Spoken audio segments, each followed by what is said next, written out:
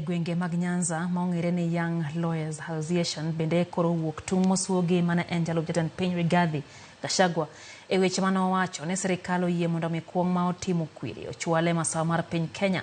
Okinde matindo go wacho ni weche mane Gachagua wacho go richo kendo gin mana siasa makelo thwe kendo ganda. Jakom mar Gibran Otieno Chabi oseo Gachagua kuom tiyo gi weche go e ketho nying migawo mar arita kod jagoro mare Dr. Ramogi Molo. Ne giloso nyasi mar tuke mane obagi pap Kalang'o kar chung' od bura Marangwe County ma Homa Bay. Gachagua kane tich osetamore modhi dala owe mondo sirikal oti. Agonga motemo ni mondo gong jo sirikal ogong PS Ramogi Molo gi jo telo ma pod otelonwa wano watamore kabisa. Kendo amedo siro ni Ramogi Molo, Joluo and every other person sani we are enjoying the fruits of being partially or fully in the government. Koro giwewa mos. Alcoholism gi drugs nitie kumora mora.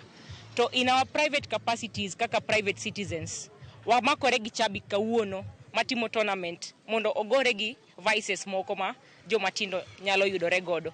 To ka Mr. Rigathi Gachagua wacho ni government tero alcoholism gi drugs kumoro, what is he doing a personal capacity ne kaka private citizen kaka Dr. Chabi kawuono timo kae en okaw initiative no kaka ngat matin ang'o manyalo timo ne community na. Koro wambe wadwa kwayo Gachagua ni embe openjre ni kaka ng'ato ang'o monyalo timo ne community ne mondo o fight alcoholism gi illegal substance abuse.